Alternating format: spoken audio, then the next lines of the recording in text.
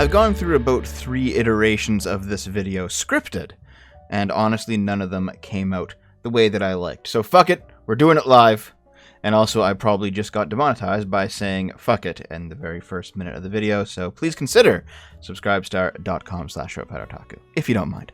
Now, I didn't watch the Oscars because, frankly, a lot of these shows are just kind of rigged. The Oscars, the Golden Globes, Video Game Awards, whatever it happens to be. But based on the trending hashtag Parasite the night of the Oscars, it turns out that the movie Parasite won a whole bunch of Oscar awards.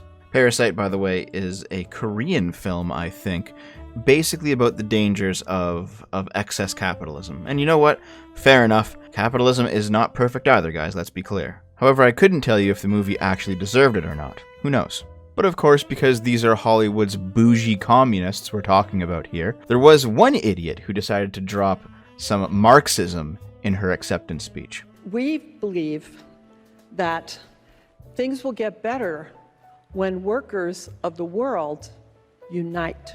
And nobody's surprised at this point, right? These people virtue signal more than they act. And actually, the virtue signaling is probably just an act anyway. I mean, get a load of this person who I don't know who it is. At the Oscars wearing Pomatello jewelry because it only uses responsible, ethically harvested gold and sustainable diamonds. You know, diamonds, they come from carbon in the earth. I don't know what makes them sustainable. But forget about that, dude. I know that she's using locally sourced child slaves for her jewelry. It's just better for the planet. But even though your average Joe has hated the Oscars for the past decade or so, the media is coming around on it again. And of course they are, because of the far leftism that has infected the entirety of the Hollywood establishment. But it's not just that. No fawning over Joker, and the best picture goes to Parasite. The Oscars just proved they're relevant again. Oh, I see, Independent. They're only relevant when they push your politics. Yes, I understand. But that Joker bit, that's kind of important. We should probably talk about it. So it turns out that Joker was a massively successful film last year, earning $1.06 billion on its relatively shoestring budget. That's a massive profit. And although I certainly do find myself on the bandwagon of financial success not necessarily leading to quality, yeah, the world's filled with hidden gems, but on the other end of the spectrum, when something does this well, there has to be something behind it. But because Joker was incel shit, and Parasite was about the dangers of excess capitalism, this is a grand victory for the proles. Of course, if you really think about it, The Joker was also a film about the dangers of excess capitalism. About when you let social systems break down and people who should be on their meds go off their meds. Or when you neglect members of the working class, or the disabled. I know I mentioned this in my video a few days ago on ableism, but yeah, the mask really slips on this one. And when people noticed just how many awards Joker was actually up for, they started to lose their minds. I've seen all the Oscar contenders except Joker. I will not watch Joker.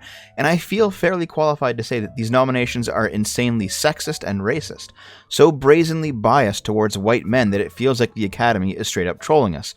Well, dude, it did turn out that Parasite, a Korean film, swept the awards. What did they get, like 6 awards, 9 awards, something like that? And Joker only got 2. But more importantly, these people really think that refusing to watch the Joker is this grand act of resistance. Like they're doing their part in the worldwide fight for social justice. Reminder that the Joker is a vapid sack of incel-baiting nothing, with the delusion that an empty depiction of sad white man being violent because unfairness absolves it of the need to have anything to say as long as it co-opts the aesthetic of better films. Mask slips, guys.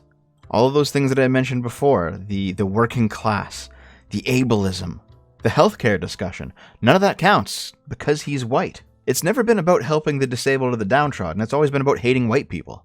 At least with these guys. Joker's Oscar nominations are a joke. Stop this madness. This movie is dumb as hell. And you know what? This guy here, Dan Kwa or whatever, he definitely has a hard-on for the word dumb. Let's see how many times the word dumb appears anyway. 13. And this is a very short article. Jesus. And that article itself is dumb, so we don't really have to go over it, but here's one passage that led to this ridiculous take. Joker poses as a movie interested in exploring the anomie and alienation of contemporary manhood, the rage of the underclass, the fragile equilibrium of our cities. Joker is not actually interested in any of those things. It is interested in shocks and thrills, in valorizing its anti-heroes put upon haplessness, in exploitating potent and crucial protest messages for the lulz. I'm wondering if Joker being nominated is one of the triumphs of Gamergate. Has it been like 5 or 6 years? When the fuck was Gamergate? Was it 2015? 2014? I don't fucking know, dude. I can't even remember anymore. You guys might need to let this shit go. And of course, because Saturday Night Live hasn't been relevant in the past 10 years, or good in the past 20, they had something stupid to say about Joker at the Oscars. White male rage, white male rage, white male rage, Joker. Wow. And here's the Daily Dot being the Daily Dot about it. White men are raging over SNL's white male rage skit. These people really all are the bullies that we had to grow up with and endure back in school, aren't they? The type of person that will insult you and then laugh at you because you got mad at being insulted. But there's something more to this article than simply shilling for an unfunny skit on a dead show. After all, my good pal Jeremy made it in. Bold move, SNL, singing about white male rage, the quartering tweeted. I am sure that will bring back all the ratings you've been losing to people who are sick of that kind of bullshit. But hold on. It's not just Jeremy who's in here. There's somebody else. Let's keep going. Let's go past all the memes. Yeah, it's fun stuff. However, I think we need to talk about this a little bit. And then some really took the whole thing as an attack on Joker rather than, again, just pointing out that white men getting angry seems to be the only theme predominantly white male Academy voters want to get behind. And now we have a tweet from my good friend Lilith Lovett. They are still so mad at the Joker. What a bunch of unfunny hacks. This movie is about a man with mental disorders brought on by a lifetime of torture, and they want to simplify it to white male rage. Go fuck yourselves. And then here's how they frame that. But despite all the dudes getting mad about a comedy show, most of the comments in the trending 10... Okay, whatever. But hold on. Despite all the dudes getting mad, you seem to be quite red-pilled on the trans question, Daily Dot. Is someone going to get fired now for misgendering Lilith? Or do trans women only count as women if their politics are correct? However, even though I've been talking about Joker at the Oscars up until this point, this video's not really about the Oscars. Certainly Joaquin Phoenix deserved the Oscar that he did get, and good for him. But it's more about what we can pull from this picture. We're going to start getting into the meat of the situation right now. When Joker won Best Original Score, you have a woman making a disgusted face. When I found out the composer was a woman. And now she's making an interested face. So at the end of the day, these people are ideologically predisposed to hate the Joker because it's a story about a white man who suffers. And the only interesting bit is when a woman actually happens to appear in the mix somewhere. That's when those eyebrows raise an interest. Because that's how these people operate. It doesn't actually matter what the score is or even what the movie is. Is it a woman doing it? Okay, then I'll support it.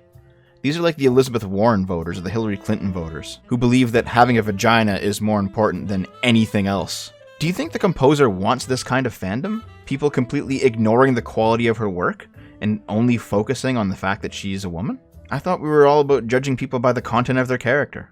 Birds of Prey, being a 2020 movie, was of course not at the Oscars, but I do think it's still relevant to talk about in this context. Here's one woman's take on it. I adored Birds of Prey, a feminist anti-hero superhero film, woman of color and queer woman characters, directed by a woman of color. It's fun, irreverently funny, boasts gorgeous cinematography, denounces sexism and misogyny, and unabashedly celebrates female empowerment and camaraderie. Birds of Prey also resonated with me as a domestic violence survivor, which Harley Quinn is too. Seeing her reclaim her independence, her body, and her life felt jubilantly cathartic to me. Alright, Birds of Prey, the fantabulous emancipation of Harley Quinn, or whatever it's called, is this story about a woman breaking free of the shackles that bind her and going wild and finally discovering her true inner self or some shit. Of course, that doesn't actually match up with the content of the movie, but we'll get to that in a little bit later. What was the reaction to Birds of Prey, by the way? Not very good, apparently, because Birds of Prey laid an egg at the box office. The first weekend it made $34 million, which is not nearly enough to recoup its budget. And it probably is not on track to match Joker's $1.06 billion. This movie rules, and I will not allow you bitches to let it flop after Joker made $1 billion. Go fucking see it. This really reminds me of like Ghostbusters 2016, eh? Like, think back. I know it was 4 years ago, but just think back for a minute. How many of these people were complaining on Twitter that no one was going to see it and telling all their followers, you have to see it. It's a feminist film. We have to make sure this one succeeds, guys. Go see it. Same thing, 4 years later. No one wants to watch this shit. And I'm not even against the idea of, like, a female protagonist or an all-female film. Those worked well back in the 80s, back when they were actually, you know, action heroes doing action-y things. It didn't matter they were female, they were still heroes. Or hell, Hollywood, if you want to know how to write an actual female hero, go watch some fucking anime. They do it all the time, and they do it well. Fuck this shit, I'm about to rant. You know why pervy, incel-y fanboys are pissed about Birds of Prey? Because women are interfering on their territory. Comic books have been created and curated for men so long, they have grown comfortable. Well, knock knock, guess who? Me, bitch. A girl who just really fucking loves comic books and all the characters. I will not put up with fanboys bullying actresses who get casted as their favorite characters because it's not your fantasy. It's not just you anymore. A lot of female characters haven't been able to stand on their own and be badass, independent, boss-ass bitches. Most of their stories revolve around men or have little to no backstory whatsoever. Why? Because they're written and designed for the gaze of men. I hate having to yell into the mic like this. Jesus. It's time for... Okay, I'm just gonna fucking stop. I'm done. I'm so fat at this point, I'm just losing my breath sitting here reading this woman's insanity. I am completely fine with women being involved in comics and video games and coding and anything else that they want to do. I certainly know that there are some guys out there who were bullied when they were in school because they were gamers, and now they don't want these people who bullied them, including, you know, cute girls, to show up into these spaces and be part of them. And I get where those guys are coming from. The moment that nerd culture became widespread is the moment that it kind of died, at least in its original form. At the same time, even as those same guys were bullied in school for being gamers, I'm also sure it wasn't a good time for girl gamers of that era as well. However, it turns out that you're 20. In 2010, when it was very acceptable for girls to be playing video games and no one was bullying them about it anymore, you were 10 years old. The attitude you showed in that page-long rant full of tweets, that would have actually made sense if you were, say, 35. But you had the privilege of growing up in an era where women being involved in these nerdy things was not only accepted, it was celebrated. So I have no idea what you're going off about. Birds of Prey is so special, and it sucks so bad that men with power in our film space is scaring people away from seeing it. If you're even the tiniest bit interested in the film, please go see it. This is just so fucking important for future female lead blockbusters that this makes money. We're back at that whole Ghostbusters 2016 point of view again, but more importantly, men are scaring people away from seeing it. What? Of course, it must be the men scaring women into not seeing it. It couldn't be anything else. It couldn't be the fact that the film is a complete heap of dog shit. I bet it kind of went like this, guys. A man just crept up to me and punched me in the face just as I was about to buy me and my 100 female friends Birds of Prey tickets. He then jerked off over me and told me, bitch nigga ain't seeing no lady vagina film, and set the tickets on fire. I'm literally shaking. Who the fuck is this person? I'm following them right fucking now. Okay, maybe it's something else. Maybe it's coronavirus that did it, guys. How the coronavirus destroyed Margot Robbie's film Birds of Prey as the superhero movie stumbles at the box office despite positive reviews. They want it to be anything else. Male rage, the Joker, the coronavirus. Anything to explain away the fact that they just made a really bad movie. And of course, as a last-ditch effort, they're changing the name of the film mid-run to Harley Quinn Birds of Prey, rather than simply just being Birds of Prey. But honestly, guys, it's too little too late here. I think the film's just dead. And with it, hopefully the DC Extended Cinematic Universe is dead, because man, all of those films, with I guess the exception of Wonder Woman, they all sucked. I think it's finally time to start talking about more than just the headlines and the news and the stupid takes. Maybe we can actually do a bit of a deeper dive here into what's actually going on. Can anybody think of a movie that marketed itself as being a female empowerment extravaganza, specifically designed to subvert expectations and upset nerds and die-hard fans of the property that the movie is all about, that actually succeeded? I can think of one. Captain Marvel. And even then, I'm not sure on this, but I'm still pretty sure it fell short of its much larger expectations. And frankly, Captain Marvel seemed to do well specifically because of the whole Marvel Extended Universe thing. It was part of this like 20 movie epic, and if you wanted to watch the entire thing, you kind of had to watch the stinkers as well. But man, like, the Ghostbusters remake bombed, the Terminator remake bombed, the Charlie's Angels remake bombed. Birds of Prey bombed. Captain Marvel did well, but nobody really liked it. I guess same with Star Wars too. Like that forgettable Rian Johnson What was it even called? Last Jedi. Last Jedi, it didn't bomb because of the Star Wars name, but no one fucking liked it. And people actually want, at this point, the entire sequel trilogy to be retconned out of existence. I don't blame them. There's almost like a law here, you know? Maybe you can call it Devo's Law or something. And I think it goes kind of like this. Whenever the people working on a movie start advertising the movie by saying that men who don't like it are sexist, they probably know that their movie's shit, and they're basically trying to drum up hate publicity. There are people right now who are drawing comparisons between the Joker and Birds of Prey, and there's actually some pretty good comparisons to be made. They're both DC properties. Harley Quinn is literally the Joker's girlfriend, and the propaganda around both films, from both sides, was actually quite similar. People who were fans of the Joker said that it was an amazing film because it finally showed the plight of men who were on the lowest rungs of society. Meanwhile, the Joker's haters said it was an incel film for white dudes, the patriarchy, and toxic masculinity. Meanwhile, like we saw earlier in the video, the feminist audience that Birds of Prey was targeting, the movie really did come across to them as empowering. But the Birds of Prey haters all say that the film is feminist propaganda. It's full of feminazis. It has the social justice political agenda in it. The comments regarding both films are very neatly mirrored, and it's almost like you have to watch both of them to really figure out the true story yourself. But at this point, I've seen both films, and I think I can tell you why this criticism doesn't completely hold up, and why, say, the Joker deserved those Oscar nominations, and the Oscar wins that it did get, while Birds of Prey doesn't.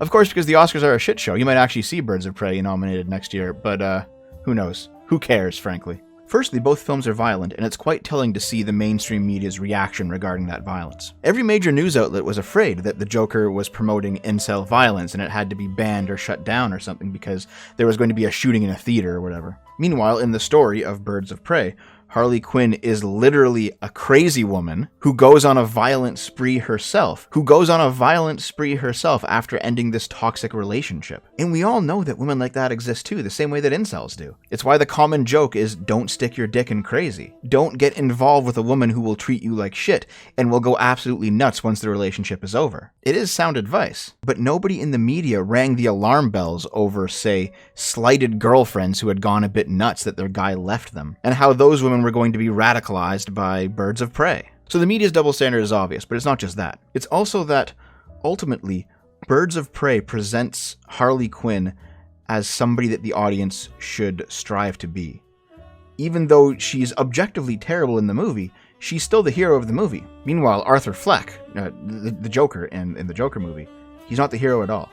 He is the villain of that movie. No young man will sit down and watch Joker and think, that's the person I want to grow up to be. It is a warning for young men. Yes, part of the things that happen to Arthur Fleck in that movie are out of his control, and we do need to at least feel some pity for him, but he also consciously makes decisions in that movie. He takes his bad situation and he behaves in such a way that it gets worse. I'm sure a lot of people who saw the Joker that were incels, or they had mental problems, or they had confidence issues dealing with women, or whatever it happened to be, I'm sure they saw the Joker as a very deep, very dark pit that they find themselves falling into, and they have to change their ways or else it's only going to get worse.